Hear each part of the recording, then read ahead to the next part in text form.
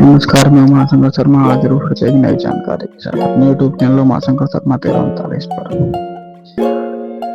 तो आप सभी वीडियो को थंबनेल देखकर समझ ही गए होंगे कि आज का टॉपिक क्या रहने वाला है। घर के प्रेत या पितृ होने के क्या लक्षण होते हैं, क्या उपाय होते हैं और किस प्रकार से हम उन्हें मना सकते हैं। और हमारे परिवार में पितृदोष कैसे लगता है, क्या होता है पितृदोष।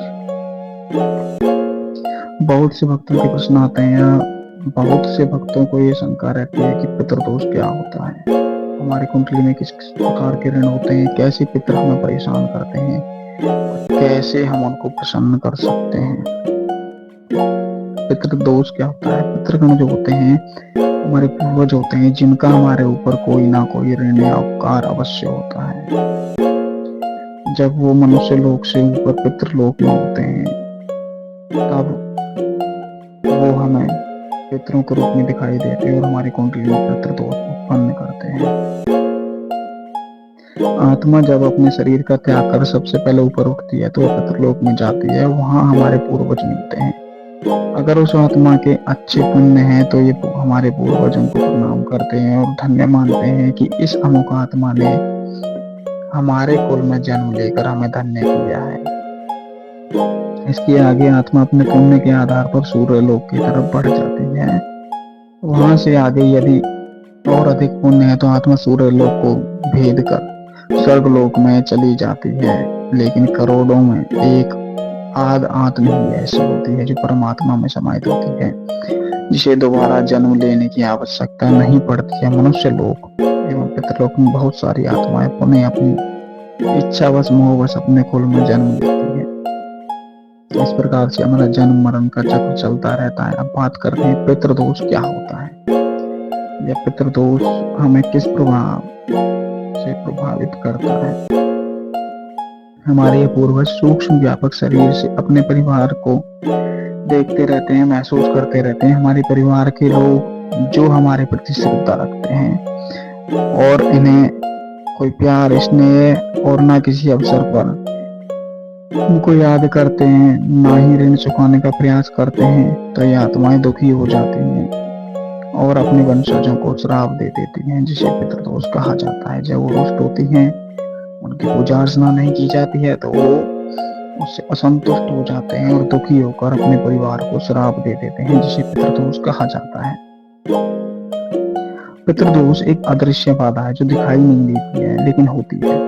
ये बाधा पितरों द्वारा रुष्ट होने के कारण या हमारे आचरण से दुखी होकर श्राद्ध आदि न करने पर या किसी प्रकार की परिजनों के साथ गलतियां करने पर हमें प्राप्त होता है, जो श्राप के तौर पर मिलता है, उसे पितृदोष कहा जाता है। पितृदोष से बहुत ही हानिकारक परिणाम होते हैं, जैसे कि मानसिक अवसाद, व्यापार में नुकसान होने लग जाता है, परिश्रम के अनुसार फल नहीं मिलता है, विवाह शुभ कार्य आदि रुक जाते हैं, करियर में समस्याएं आने लग जाती हैं। जीवन के हर क्षेत्र में व्यक्ति अपने परिवार के साथ बाधाओं का सामना करता रहता है। पितृदोष होने पर यदि अनुकूल ग्रह भी हमारी कुंडली में बैठे हैं, शुभ ग्रह बैठे हैं, तो उनकी दशाएं ठीक होने के पश्चात भी हमें कोई शुभ फल प्राप्त नहीं हो पाता है।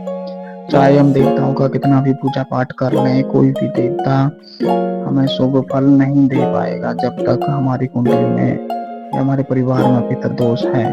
क्योंकि सबसे पहले हमारे जो इष्ट होते हैं, हमारे पूर्वज, हमारे पितृ होते हैं, उसके पश्चात कोई दूसरा देवता हमारी उस चीज में सहायता करता है।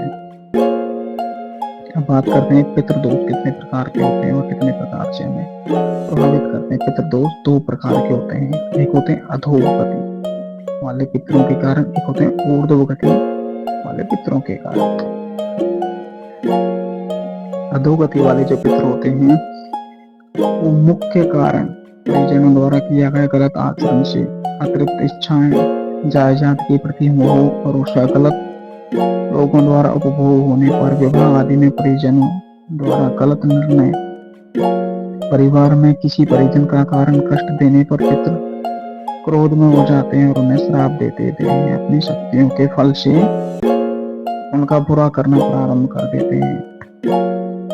दूसरा होता है ऊर्ध्वगति वाले पितरों के कारण।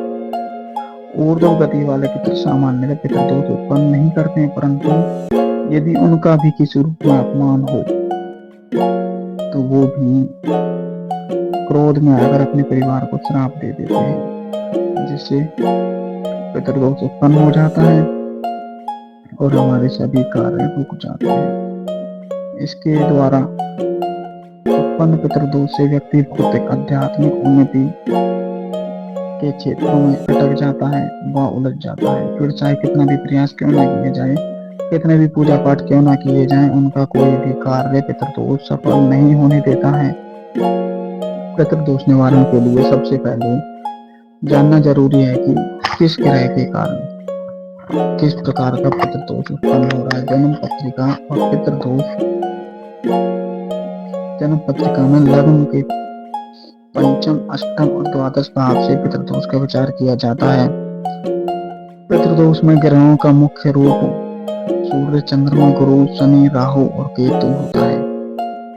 स्थितियों से पितृदोष का विचार किया जाता है। इस प्रकार हम अपनी कुंडली में पितृदोष का अनुमान लगा सकते हैं।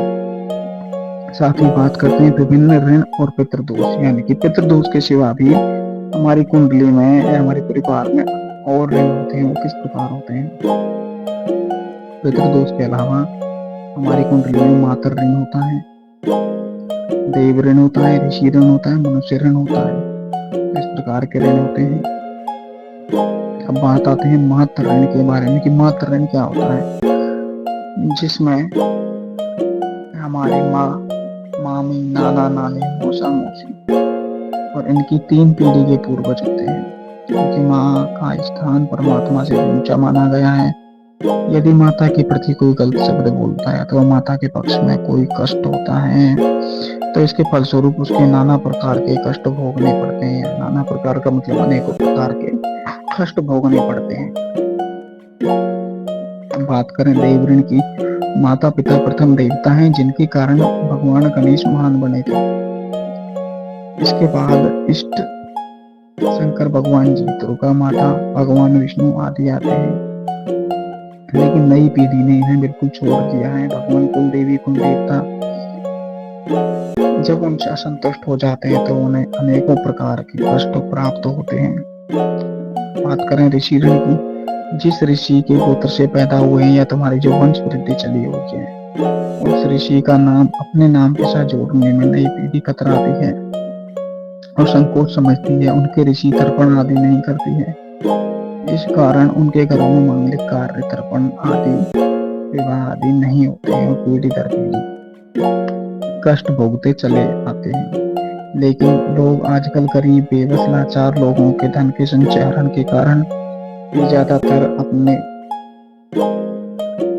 ऋषियों का ऋण नहीं उतार पाते हैं। बात करें मनुष्य ऋण की, मनुष्य ऋण में यदि मनुष्य पशु पक्षियों या दूसरे जीवों से हिंसा करता है तो उसे मनुष्य ऋण का दुख भोगना पड़ता है। पितरों से रुष्ट होने के लक्षण, हमारे पितर हमसे किस प्रकार से रुष्ट होते हैं, वह जब रुष्ट होते हैं तो क्या लक्षण होते हैं। इसका सबसे मूल लक्षण है खाने में से बाल निकलना। अक्सर खाना खाते समय यदि आपके भोजन में से बाल निकलता है तो इसे नजरअंदाज बिल्कुल भी ना करें, क्योंकि बहुत बार किसी न किसी सदस्य के भोजन में से बाल निकलता है या बाल कहाँ से आया इसका कुछ अता पता नहीं होता है।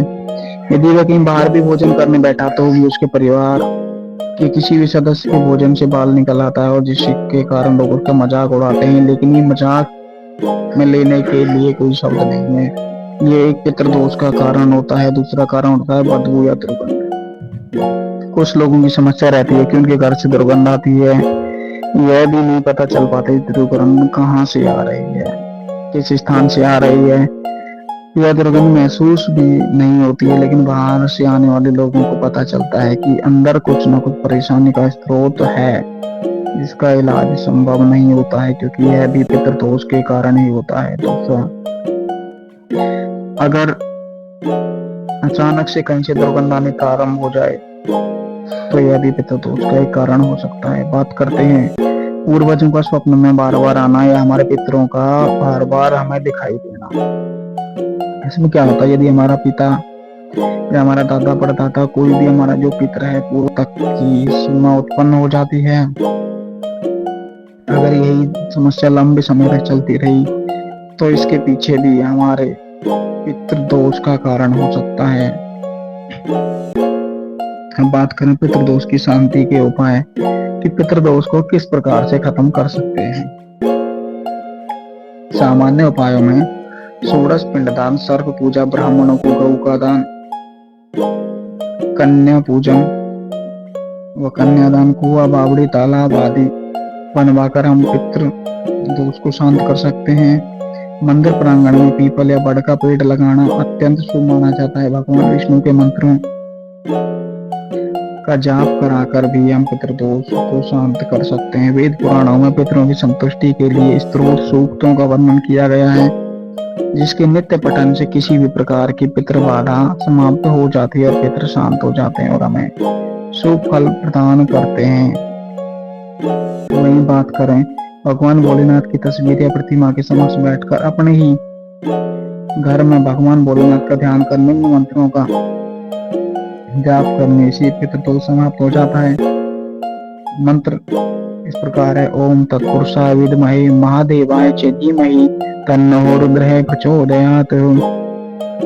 इस मंत्र का जाप करने से पितृदोष समाप्त हो जाता है। पितृदोष जनित संतान कष्ट को दूर करने के लिए हरिवंश पुराण का श्रवण करें या स्वयं नियमित रूप से इसका पाठ करना भी शुभ माना गया है।